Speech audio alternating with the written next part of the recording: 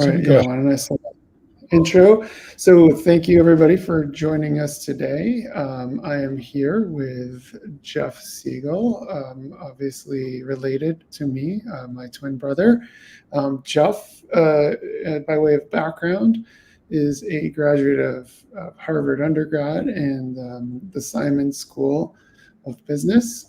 He has worked at the Hershey Company, Nabisco, Ahold, and Cracker Barrel. He is now the CEO and founder of Twinning Edge, a company that Jeff and I have started recently.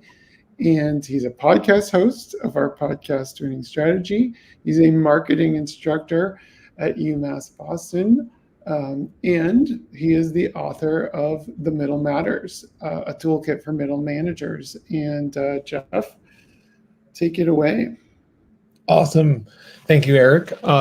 So today I thought we would talk about managing up because I get a lot of questions about this issue of how do I maximize the relationship with my boss? How do I get the most out of that relationship when I need to sort of be doing what my boss is asking me to do, but I want to be able to get them to sort of help me with my career, help me get my work done, and so forth. And so I get a lot of questions about that. So we thought we'd do a webinar on that today. As Eric mentioned, my background, for those who aren't familiar, I started out at Nabisco. I worked at the Hershey Company. I worked at Stop and Shop, and I worked at Cracker Barrel in marketing roles. And in all of those roles, I was a middle manager, meaning I had a boss that I reported to and people that reported to me. And so when I left my corporate career about a year ago, the first thing I did was to write a book called The Middle Matters, a toolkit for middle managers. And I think there's some great advice in there that comes from my experiences, often from my experiences of messing up, falling down, dusting myself off, getting back up and learning something new. And so I wanted to put it into a book. And often people say to me, this is the book I wish I had 20 years ago. And I often feel like that as well. Like this is all the advice I wish somebody had given me, 20 years ago, much earlier in my career. But I wanted to focus specifically, like I said, on this issue of managing up. So in the book, I talk about a very simple framework.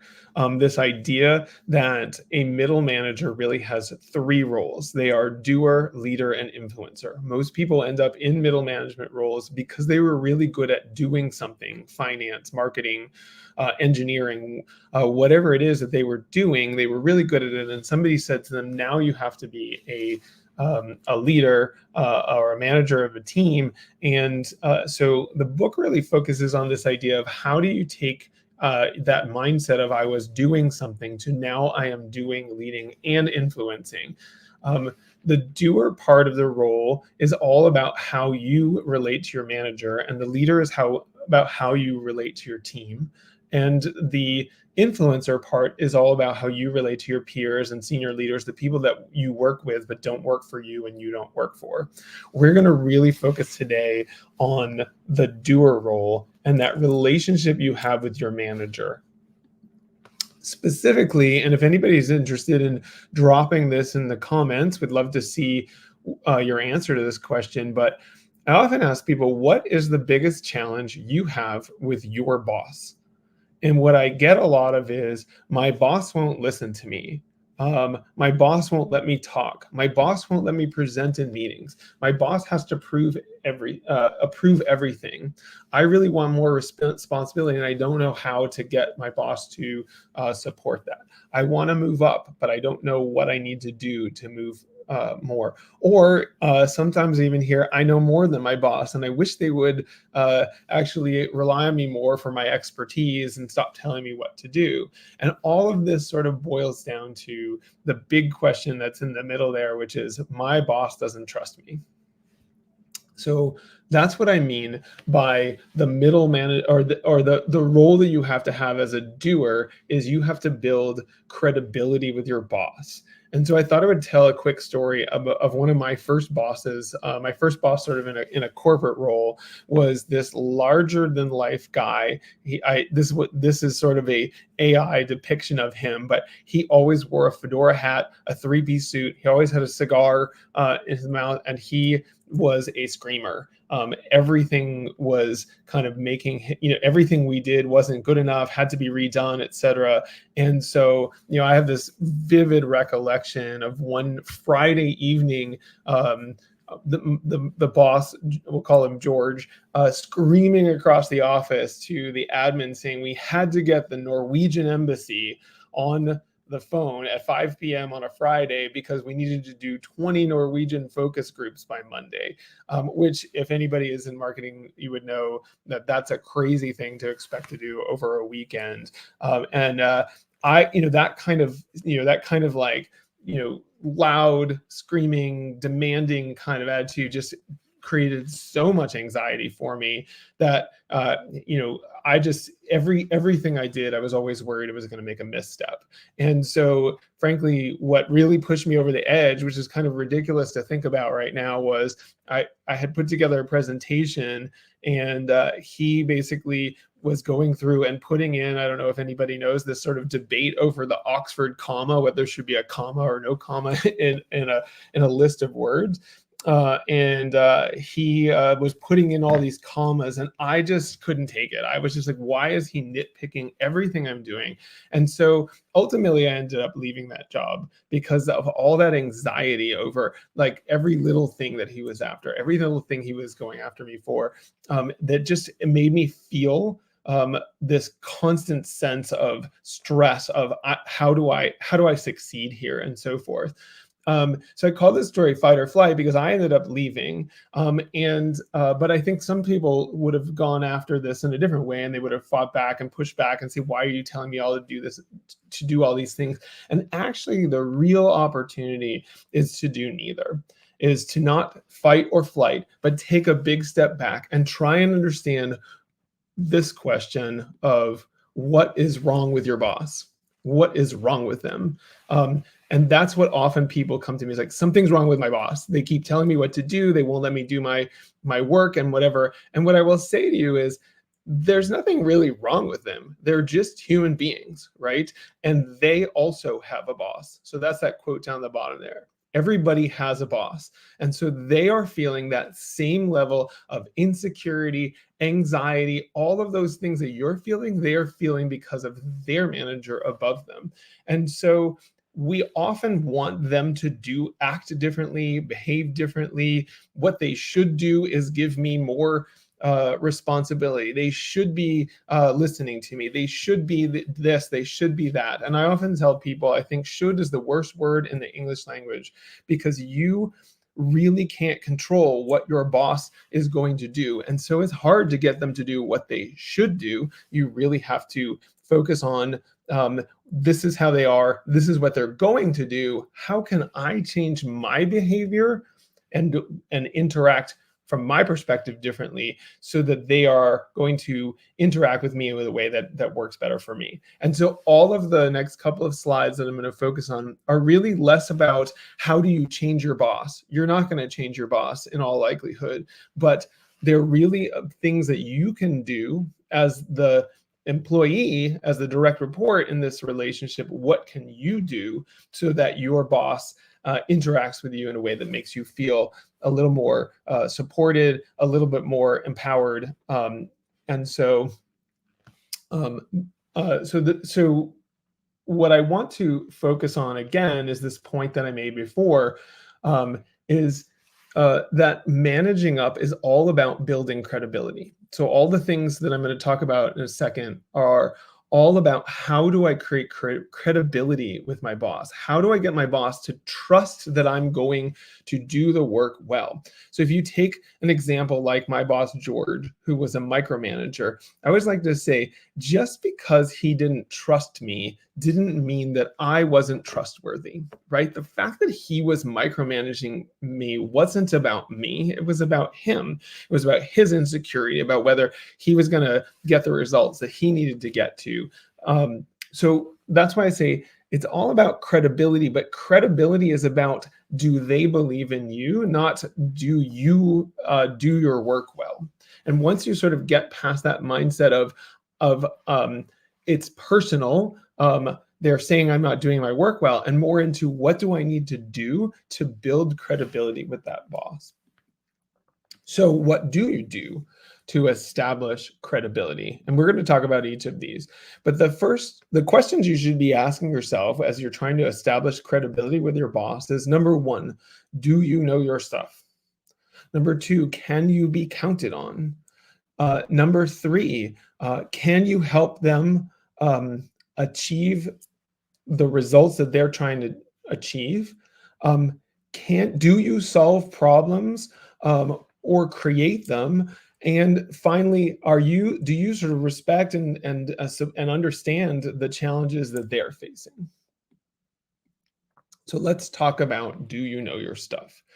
So I often talk about the do you know your stuff question as, you've got to be more on top of the details than they are. Now, if you think about the world where your boss has multiple people often reporting to them, is they have lots of areas that they need to focus on. There's no way that they will know as much about your job as you know about your job. And so if you are on top of the details, they will start to respect and trust you more, because they can't be on top of all the details of everything. They've got more stuff on their plate and then just your focus area. So if you can get on top of those details and know your stuff better than they do, that will start to build that sense of trust. Oh, I don't have to be as deep in the weeds because Jeff always knows what's going on. He always knows sort of the ins and outs of the business and understands that. So the first level of how do you create credibility in order to manage up with your boss and get them to trust you is to be on top of the details and know the details better than they do. And sometimes what this means is, when you're trying to establish that credibility, is you have to be even more on top of those details than you would normally want to be. The second question is, can you be counted on? So I say tool number 2 around managing up is really about having a can-do attitude. Having a can-do attitude can come in many forms, but really in the end of the day, if your boss asks you to do something and you've established that you always are like, okay, yes, you asked me to do that. I'm going to go get it done. I'm going to go figure out how to do it. I'm going to go talk to the people that I need to get it done. If they know that you're going to do that, when you do someday say, hey, I understand you're asking me to do this, but I think we should do it a different way. Or I think that we maybe that approach isn't going to work. If you generally or almost always do the thing that you're being asked to do, then your boss trusts that you will do it. And so they know that the reason you are pushing back is because you really believe there's a better way to do it.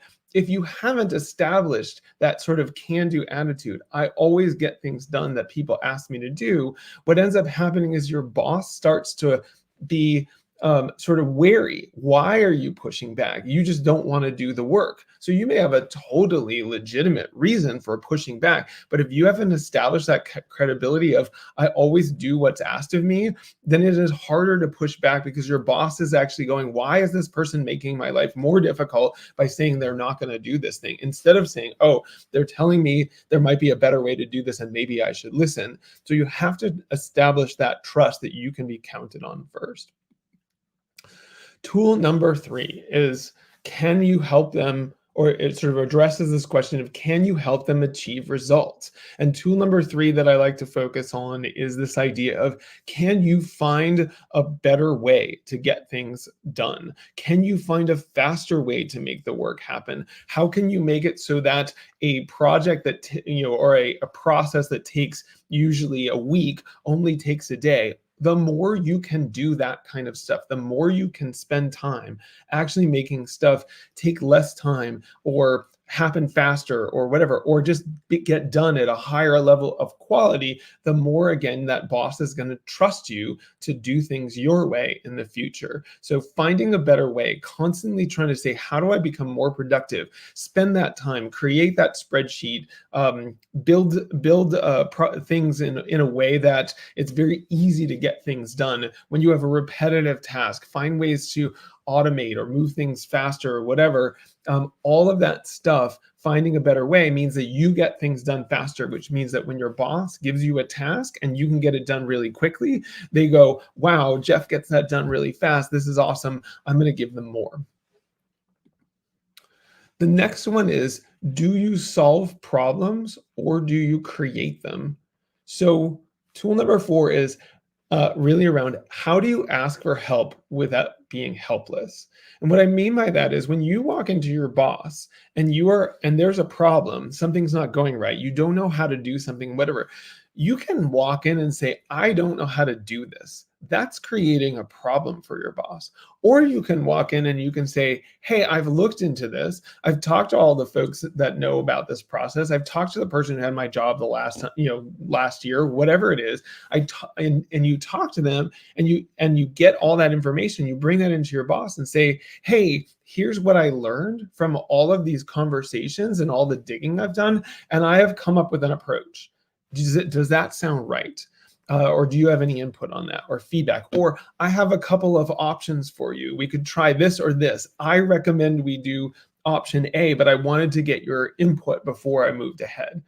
What this does is it proves to your boss that you have spent the time to really understand what it is that all the nuances of the decision, all the difficulties of the processes, all the challenges that you might face, and you are coming to them sort of after you've done all that work. And that's what I mean by asking for help without being helpless. You are still asking for their opinion. You're asking if I missed something, but you're not coming in and saying, I don't know what to do, which to the boss actually just feels like you've just created a problem for me instead of you've solved the problem for me. So this tool, asking for help without being helpless, coming with solutions, is a really powerful way of letting your boss know that you really know, what you're doing, you take it seriously, and you own your work. And then the last tool that I wanted to share with you, which is really built around this idea of, do you respect your boss and their challenges that they're facing, is this tool of learning from every boss. And I mean this literally from every boss. Whether it's a really great boss and you just want to learn how they think and how they do the things that they do, or it's a terrible boss and you're like, I'm just going to learn from this person what not to do. Whatever you do, you should always be asking them for feedback, asking them not how do I get promoted, which is a different conversation, and we can talk about it in another session, but how do I level up? How do I elevate myself? How do I do more to support you, the results, the team that we're trying to get to? And so, when I say learn from every boss, like let's say you have a micromanaging boss and you are trying to figure out, how do I learn from them? One thing you can do is literally go to them and say, hey, I've noticed that when I turn in work, that you often correct it or you redo the work. I really want to figure out how to be more independent. What do I need to do, or what do I need to learn so that the next time I can be more independent and be more likely to get this right? And it's a very powerful way of essentially taking that micromanaging boss or that difficult boss and saying, no, I want you on my side. I want you to help me, and I'm here to help you. And so if we can sort of help each other, you can help me learn, I'll get better and more, the work will get done, and you will feel more ability to trust me. So really, that's what I mean when I say this doer role, which is all about managing up. How do I manage my boss and get the most out of my boss? It's all about that idea of creating credibility, right? It's about, do I know my stuff? Do I always, come with solutions? Am I always looking to learn? Am I asking for feedback? Am I proactive, and so forth? And when you've created that credibility with your boss, that you are there to support them and that you're going to get things done, I have, in my experience, as I've coached people in this approach, what happens is they do really start to trust you more, and they start to give you more responsibility. They start to be more willing to let you speak up in meetings because they know what you're talking about. They're more likely to let you present because you are they know you're actually more knowledgeable than they are. And you also have demonstrated that when you aren't doing something great, that you are open to feedback, that you will take that feedback. You're not going to get insulted or frustrated. So that's really that was the toolkit around managing up that I wanted to share. And so what I'd like to do now is actually open it up to questions and hear what folks that are watching live, what questions do you have about managing up, so we can focus some time on that. And I know, Eric, you've got some questions that we got in advance as well. And last time we did this, the questions came in so fast that I didn't get to ask any of my own. So I got plenty of questions to run through, but please do feel free to post in the comments, post any questions that you have. I'm going to give you some questions. There are some questions you and I discussed, but there are some others that I've come up with independently. So I might go with one of these surprise questions first. So how do you work best with a boss that doesn't know your area of expertise? Yeah, so this is a really interesting thing. So I'm going to actually take that question first from the other angle, which is I would say that I, as a leader, became a much better leader when I was managing people who did things that I didn't know how to do, because it forced me to coach and lead as opposed to manage. I, for example, was when I worked at Cracker Barrel, I led a data analytics function, and I don't know anything about any of that stuff, right? But what I do know is I understand, the end user. I understand how to coach people. I understand how to solve problems and so forth. And so I would spend all of my time coaching the person instead of telling them what to do, which is actually exactly the kind of thing that you should be doing as a leader. So if we flip that around and say you are the person that works for a boss that doesn't know how to do your stuff, the question is, how do I turn my conversations with my boss who doesn't know data analytics or whatever it is, how do I turn this into something that is valuable and helpful? And I think what you can really do here is really start to say, well, what can I learn from this boss? This boss knows how to lead people. They know how to get things done in the organization. They know how to solve problems. And so I'm going to stop looking at my boss or looking to my boss for answers of how to do my job, because they don't know how to do my job, and look to them to sort of help me to solve the problems that I'm trying to solve. So, for example, ask your boss, hey, can you help me sort of navigate organizational politics so that we can get approval for more resources or more money? Or can you help me understand, I have a team of people that work for me and I'm struggling to get them to deliver the quality of work that I need. Can you help me think through how to lead this team? So it's really about, how do you, as that direct report, turn your leader into a coach? So here's a related question that came from the audience, who says, is there any advice for dealing with a manager who is underperforming or underqualified? And I'm guessing the subtlety difference here is not in your field, but like in their own field, they're underperforming or they're struggling themselves. Yeah. So, I mean, again, I think it goes back to what we started out this session with, which is this idea that your boss is let's start from the view that your boss is a human being and they have a boss themselves, and they are often struggling because their boss doesn't believe them, doesn't trust them. All the same things that you have to deal with your boss, they are dealing with their boss.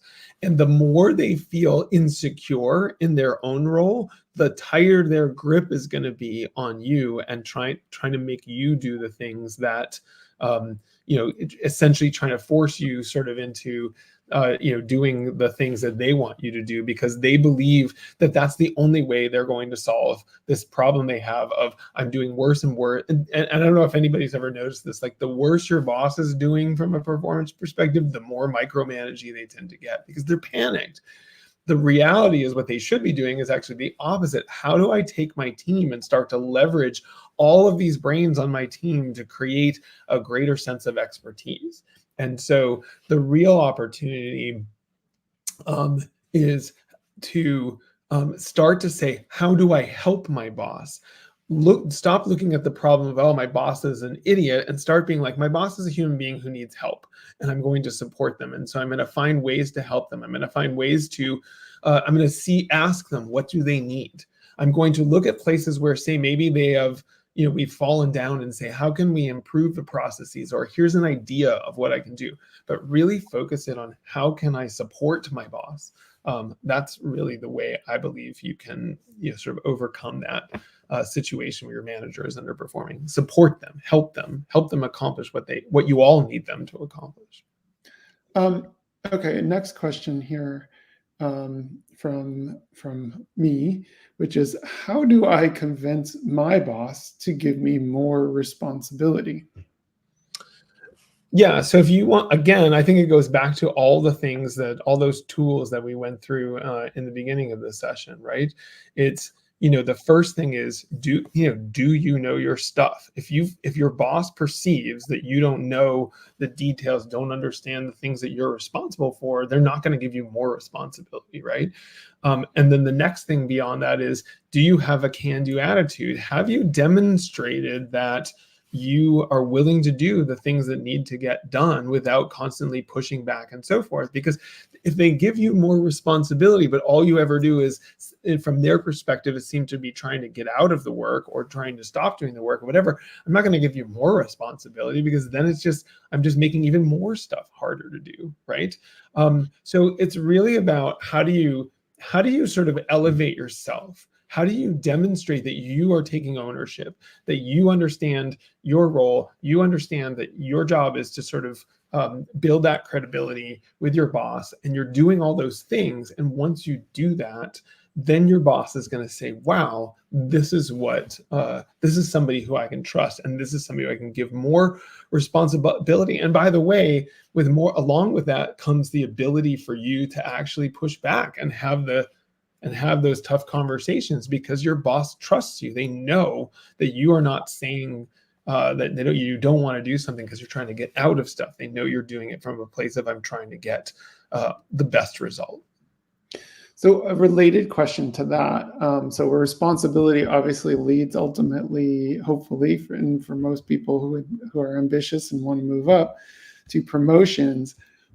What's the right way to handle that? And obviously that's always a tricky question. When do I ask for a promotion? How do I ask for a promotion? How do I justify it, et cetera? What are your thoughts? How do you set up your discussion with your boss to move towards that promotion? Yeah, I think this is a really important question, and something that creates a lot of anxiety for people. And again, I think it's first and foremost, you kind of have to take a step back and say, have I done all the things that demonstrate that I have credibility? Because if you come to your boss and ask for a promotion and they don't believe you're ready, then they're not going to feel good about promoting you, and they're just going to sort of push you off or say you're not ready yet or whatever. The really important thing to do at that point is to ask the question, maybe even before, but actually I would say not maybe, definitely before you even ask the question of how, I want to be promoted, or will you promote me, is what do I need to do to be working at the level where I can get promoted? Where do you see opportunities for me? Where do you see gaps? Where should I be focusing my attention? What do I need to do differently? And if they, and really importantly, because this is the real challenge a lot of the time, is the really important thing is you got to make sure your boss is being specific with the response. If they aren't being specific, this is what you need to do. These are the behaviors that I'm looking for, whatever. Then you really need to ask them the question. If they say, well, you need to, most common thing that I seem to hear a lot about is you need to be more strategic. You need to then ask your boss, what does that look like? If I were being more strategic right now, what would be different? And you don't have to ask that in an adversarial way. Ask that in a truly curious way. Say, help me understand, because I know you're asking me to be more strategic, but I'm not sure I know exactly what that is. Can you help me understand what that looks like so that I can actually do the things that you're looking for? Really push your boss. That's what I go back to this. Ask for feedback. Get them to be sort of co-opt them into training you, coaching you, helping you learn by asking them these questions like, hey, what do I need to do in order to do this? And just and really push again to get that specificity. What would that look like? What behaviors would you need to see from me in order to feel that I was doing that I was doing this well? Okay, so you talked in your in the first section about credibility and the need not only to show you're willing to do the work, that you know the details, but also that you acknowledge your mistakes. So can you talk a bit about what does that actually look like? What is the best? So, we all make mistakes. I think, from the, from the earliest in our lives, maybe our default is to try to hide it and run away from them. But what's the right response, and how do you handle it in a way that makes you look, makes you show up the best way possible? Sure. So this is a really tricky one, I think, for a lot of people, because your sort of gut reaction is, if I make a mistake, my my whole career could be damaged. Terrible things are going to happen. If I make a mistake, people are going to think I'm weak, or I'm not good, or not trustworthy, and whatever. And so people tend to hide mistakes. And so the first thing that's wrong with hiding mistakes, as you said, is if you hide the mistake, if you can't solve that mistake, eventually that mistake is going to come out, and the fact that you hid it is going to be even worse. So another way to think about mistakes is, I need to learn from my mistakes. And so being able to have the sort of losing that sense of insecurity, right? And just say, you know what? Yeah, I made a mistake and bad things could happen, whatever. But if I just go and own up to it and say, hey, I made a mistake. Here's what I did. I understand now that I should have done this differently. Next time I will do it differently. Here's what I plan to do to fix the problem. Is one thing one way to show up and really demonstrate that you're not just like, oh, I made a mistake and I didn't, and again, going back to this, like, ask for help without being helpless, is, I made the mistake. I'm not going to helplessly just walk in and be like, I made this mistake, good luck, boss, in fixing it. But rather, you've actually done the work to say, hey, I made this mistake, and I've done the work to try and understand what I need to do to fix it. And now I'm at the point where I need your help with something very, very specific.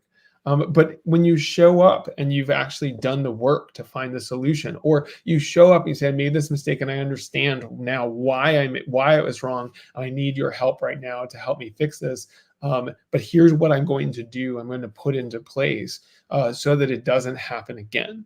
So that's really, in the end of the day, people make mistakes. And your boss I'm not going to promise that your boss will not get mad at you. But if you show up in that office and you say, I made a mistake, I wanted you to know, and I've done everything I can to mitigate the mistake, fix the mistake, and learn to make sure it doesn't happen again, that even if they're mad at you, or even if they sort of fly off the handle or whatever, you are showing up in a way that is much more positive and much more sort of at that next level than if you basically just try and hide the mistake, pretend it didn't happen. It's kind of the political adage of the cover up is often worse than the crime itself, right? Exactly. Okay, so you touched on this in the last answer a little bit, but just to dive into this concept of what if your boss treats people poorly? And there's two aspects of it. What if they treat you poorly? But also, what if they're treating, maybe they're treating you fine, but they're treating somebody else on your team poorly? What's the right way to handle that? Yeah, so it's interesting. As you said that, I was thinking about an experience I had with a boss that treated people poorly, and one of the most powerful tools that I was given by I had a coach, or I actually asked for a coach at that point. So that's one thing that you can actually do is sort of say, hey, when this relationship is broken, ask for some outside help. And I actually asked my boss, who was a challenging boss to work for, I said, can I have a coach? I'm struggling to sort of, this relationship is not where I think it needs to be. I think we both agree. Can I get a coach that can help me? And she was totally on board with it. And I think appreciated that I was looking to fix the problem, not by telling her what she should do. Again, should is the worst word in the English language, I think. Is not, I wasn't telling her what she should do. I was saying I need to understand that better ways that I can operate and work for you. That's not to say that the boss wasn't doing stuff that I would never do as a boss, and that it wasn't, frustrating to work with her. It was just this way because I sort of showed up and said, I'm going to take on the responsibility and the ownership of this problem, that I think she respected that. So that was the first thing. The second thing was when I worked with that coach, one of the most powerful things she taught me was this tool called Yes and. And so every time the boss was sort of going after me or somebody on my team, instead of disagreeing with my boss and saying you're wrong and getting my hackles up and trying to fight with her and whatever, what I would do is I would say, you know what, you're right, we could have done this better, and I think that we need to let this particular piece of work go out. It's not perfect, I understand that, but if we keep trying to fix this one piece of work, all the other work that we need to do is going to get behind. And so I'd like to focus on getting the next one right, or something like that. So I was trying to move her away from, hey, let's attack every piece of work, and put a tool in my toolbox and in my team's toolbox that said, hey, we can acknowledge that we could be doing better. We can generally always do better on almost everything. And when we do that and sort of recognize that this is about sort of making her feel like we care about the problem as much as she did. And with that particular boss, the real problem was she felt like nobody had the same sort of quality expectations she did. And she was just really frustrated that we weren't doing the work at a high quality. And her feeling was we just didn't care.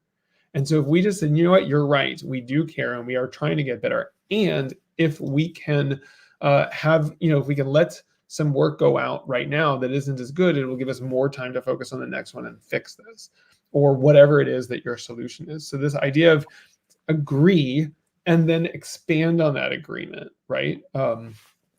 Find a way to make your boss feel like they are being heard in their frustration, and then try and move them to a better solution that not only works for them, but also works for you and the team and so forth. All right, so here's one that is very near and dear to me. How do you overcome negative feedback that is holding you back? For example, and this is the thing that resonates with me. You aren't a good presenter, so you can't present. And, from my perspective, moving on from a boss who used to tell me that, I'm now presenting all the time and I do just fine. I'm not saying I'm, TED Talk quality, but solid B plus. So what is it how do you deal with that kind of thing? In particular, I think from my personal experience was, if they don't think you can present, they don't let you present, so you don't actually have the opportunity to get better at it, you know. Yeah, and that is really the fundamental flaw in the problem, right? Is like if they say you're not a good presenter and they don't let you present, you will not become a good presenter by not presenting. It's just not true, right? A lot of the time what's happening, again, back to the sense of like anxiety and insecurity, whatever, a lot of bosses don't like to give feedback, because feedback is a painful thing to do because you don't want to make somebody feel bad, right? And so what they do is they wait until the end of the year, or they wait until some really bad moment or whatever, and then they give the feedback. And then the feedback is really painful because it's like, oh my gosh, this whole, like a whole year's worth of, this person's hated my presentations and now they're not even letting me present and whatever. And so some of the answer to this from your perspective is you actually have to give your boss or you have to find ways to make your boss actually feel comfortable with the fact that you, when you make a mistake, are okay getting feedback. In fact, you welcome that feedback, you want that feedback, and you want to learn. And so if your boss says to you something like, you're not a good presenter, so I'm not going to let you present, what you need to do is go to that boss and say, hey, I really appreciate that feedback, that you felt like I didn't do a good job. I'm wondering, it's really important to me that I gain the presentation skills that I need to move up in my career. Can you help me understand what I didn't do as well, and work with me to sort of figure out how I might get some more experience, because I really want to get to the point where you feel comfortable that I can present. Again, I'm not guaranteeing that your boss will let you do that, but I think it is worth a try to sort of say, listen, again, co-opt your boss, even that sort of negative managing boss, into saying, hey, I want you to help me so that I can help you better, right? But acknowledging, so as opposed to like, that's ridiculous, I'm a perfectly good presenter, whatever, and getting sort of angry about it, which you're welcome to do for a while, is move past it and say, okay, well, so now this boss has told me that I'm not good at this thing.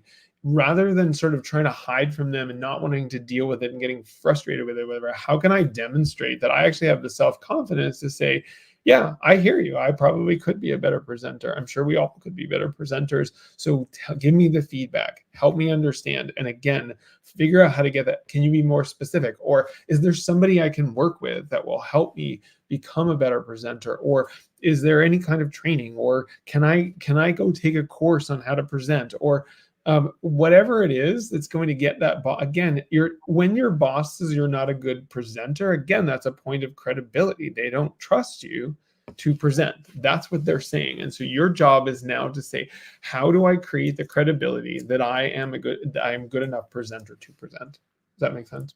Yes. And actually, by the way, the thing that solved the problem for me was one of my bosses finally was like, you need to practice. And I always hated talking, giving my presentations out loud. And they just said, you need to practice. And that was basically all I needed. I just needed somebody at a higher level, because it always seemed to me like they can just rattle off the cuff. And she was like, no, I practice every presentation I give out loud before I give it. And I was like, oh, okay. And that was what I needed. Next. And by the way, Eric, I think that's a great point. Is there's typically people work in an organization that's more than just you and your boss. Go and start talking to all these other people, right? Go ask other leaders who maybe aren't your boss and maybe don't have quite so much anxiety about your work, and say, hey, I got this feedback, can you help me think through how to get better at this, or where are there opportunities I can get better at this? Like, with presenting, is it, do you go and say, listen, I'm joining Toastmasters, I don't know, whatever it is that allows you to get some feedback on your presentations that allow you to improve. Because again, like you said, Eric, if you aren't practicing, you can't get better. Yeah. Actually, this question just came into my head, but I think it's important to address, which is there a point where the where you just have to acknowledge that this relationship is never gonna work out. Like how like it's all great to say these are things you can do, and I get this point that you are the sort of the only one who can change the behavior. You can't expect your boss to do what they quote unquote should do. But is there a point where you just throw up your hands and say, like, this just isn't working? And then I don't know, I guess you have multiple options in that scenario.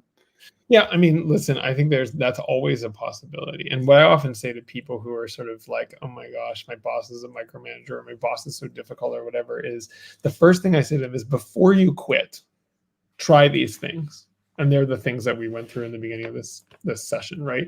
Try these things, see what happens, see if you can change the dynamic. And I would say, I don't know, it feels like, I'm going to make up a number here, but I feel like 9 times out of the 10 that like the person is gone to another job, within the next couple of months, right? Because having a really difficult boss is not fun. But what I like to say is, again, this idea of before you quit, what can you try? And I think the first thing to say is, how do I acknowledge and sort of, or how do I start by acknowledging like this? Stop demonizing your boss, right? Your boss is not, some kind of, monster or whatever. They are a human being, and start from the fact that they probably are feeling a tremendous amount of stress, anxiety, or whatever. Maybe it's because of their boss, maybe it's because of their personality, maybe it's because the business isn't doing well, whatever it is. But start from there and go, okay, so what do I need to do in order to sort of build the credibility for them that I am there to support them, I am there to help them, and sort of lean into that and try that first. And if that doesn't work, then by all means, like life is too short to spend time just working for somebody who is making you absolutely miserable and frustrated and whatever. And so I don't know if there's anybody who I've ever met who hasn't at some point said, I just can't keep working for this person or whatever. And that happens to people all the time. It is okay.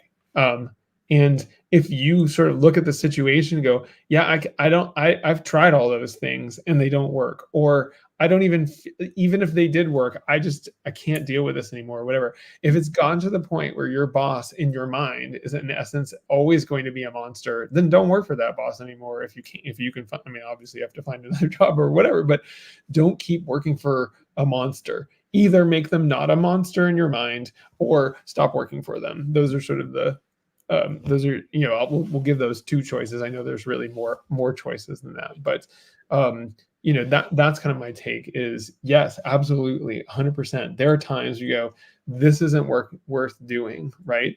But again, I go back to that last point that I made when I was going through the slides, which is you want to learn from every boss. There's still something to learn. Yeah.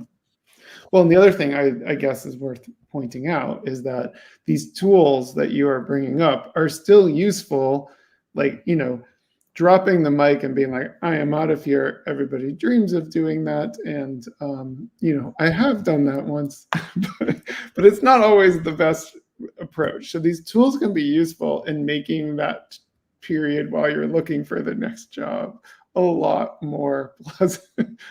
Yeah. Absolutely. I think, even if it's just a matter of like, well, I got this terrible boss and I'm out the door, and, as soon as I find a job, but in the meantime, I'm just going to, mess around with some of these things that try to build my credibility, really lean into the details. One thing I often tell people who have micromanaging bosses, for example, is I'll say, send your boss a email every Friday with all the details of here's everything I'm working on. Just keep feeding the beast, whatever. Try all those things, because those will be good skills to have in your next job, because you have no idea when you move from one job to another.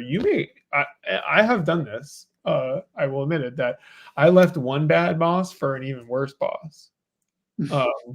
And so the reality is there are quote unquote bad bosses out there everywhere. And so what we have to actually start to do is say, how do I change my behavior so that my bad boss, my quote unquote bad boss, I become bad boss proof, right?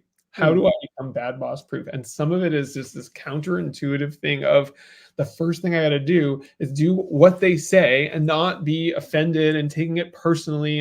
and feeling like, oh, why is this person making me do all this stuff that's ridiculous and they don't seem to understand and all that kind of stuff. I can be all mad about that stuff, or I can just accept it and try and work with it. And that's how you become bad boss proof, to the extent that that's even possible. I actually have this question from the last one we did, because I had the actual date in the question. So I've updated it for today. What is one thing that you can do today, Tuesday, September 17th, 2024, that would improve your relationship with your boss? Well, there are a couple things that I think come to mind. One of them is actually a little bit of this might be a little bit of a left turn, but I'm going to share one is, even if you have a good relationship with your boss, a lot of times, and I'm certainly guilty of this and whatever, is walking into your boss's office and griping about your colleagues, the processes, all the things that annoy you and whatever. And so one of the things I often tell people is, even when you have a good boss, it is okay to gripe to your boss. They're there to help you. They're there to support you. But when you are going to go in and into your boss's office and complain or say something that, that's not working for you or whatever it is, and you're going to rant, is to say the words first, "Hey, boss, can I rant for a minute?" And the reason I tell people to do that is, when you say that, you are doing a couple things. One is you acknowledge that you know that you are sort of emotionally charged at this moment, which actually tends to bring the emotional charge down a little bit.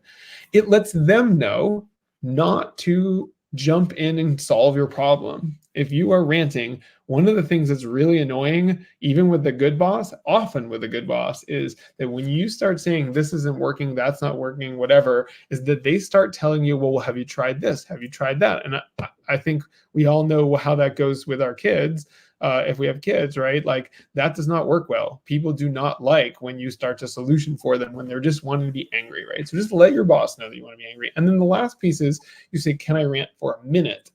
Is you're actually putting a time bound sort of, a limit on this. Like, it doesn't have to be literally a minute, but you're basically saying, hey, can I just blow off steam, and I'm just going to do it for a short period of time, and then we can get back to solving things. And again, this all goes back to this idea of credibility. Is I need my boss to believe that I will calm down and get over this and do the things that need to be done, and not just be frustrated and angry and potentially leave and create. Again, you don't want to create problems for your boss, right? So if you can come in and not create problems for them and make them feel worried that you are so frustrated that you're about to quit or whatever it is, it will actually alleviate some of their anxiety. Because again, they're stuck with the anxiety of, how am I going to get my work done? And when you go into their office and they think you're going to quit or whatever, they're thinking, oh, if all these awful things, it's going to be terrible if I have to find another person and I don't have any more support and we're already overworked and all that kind of stuff. So anyway, that was the first thing that came to mind.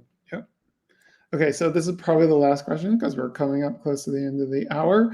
But and again, another one that's near and dear to my heart, which is, how do you deal with an absentee boss? Now, I once reported to somebody who for 2 years and never had a single one-on-one with them.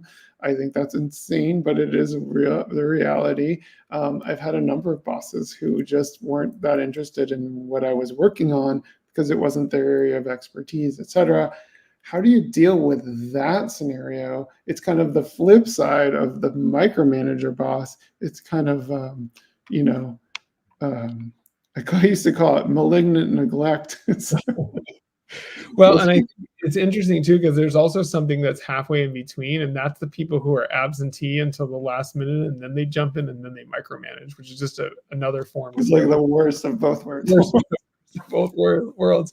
I think that the absentee boss thing is a really interesting thing. I think the first thing is to say, if your boss, I come across this all the time, people who, I'll ask people, like, do you have one-on-ones with your boss? And they say no. And I think the first thing I would say is, the first level is, if they didn't set a one-on-one up with you, you can still ask to set up a one-on-one with them. And when they say, yeah, sure, that's fine or whatever, you put it on the calendar. Put it on your calendar. So that, by the way, a lot of times what happens is people have one-on-ones with their boss on the calendar, and the boss keeps canceling it. We'll put it on your calendar, and if they say we need to move it, at least you then have control of moving it, as opposed to it's just getting canceled, right? The second thing is to recognize that you actually make sure you actually value that time and have something specific that you want to use it for. You can, have an agenda. These are the things I want to talk about, and so forth.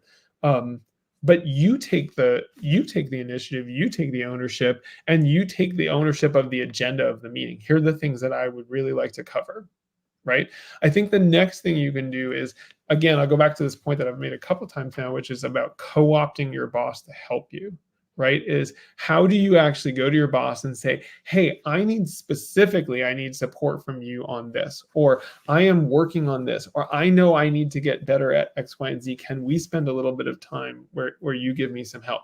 But give them a reason why meeting with you is going to help them achieve their goals, right? How them helping you is going to help you become more productive and get them more things, and so forth. Again, it goes back to something, Eric, I know you and I have talked about a lot, which is this idea of everyone is the hero of their own story, and your boss included, right? And so if you can say, well, how do I turn what I need into something that they will view as support for them, right?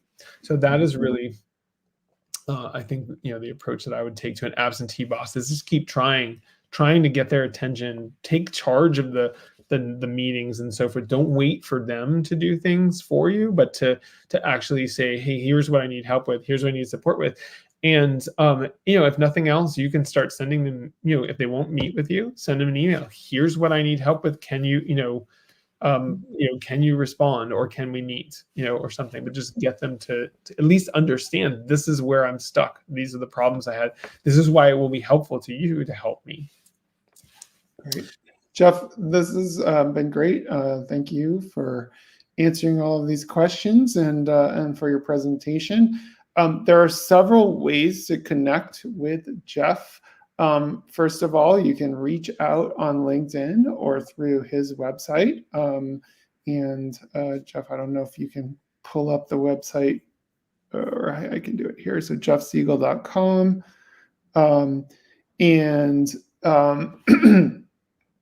The other things you can do is, of course, buy Jeff's book, The Middle Matters,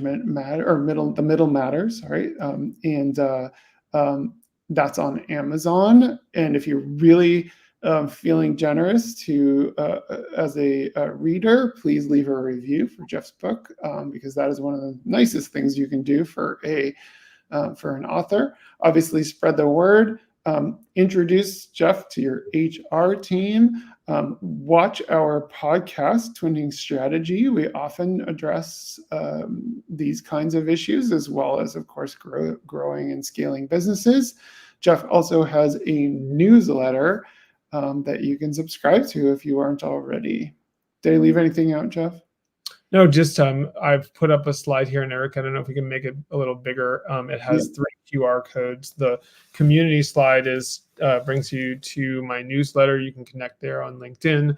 The middle one on the book obviously takes you to the book. And then if you are interested in connecting with me and learning more about coaching, workshops, programs, assessments, etc., that last one is a way to get in touch with me. And Eric, I really appreciate, as always, your facilitation. This has been fun, and look forward to the next one. We will do another one of these in October, where we've talked about the framework in one, which you can find on YouTube.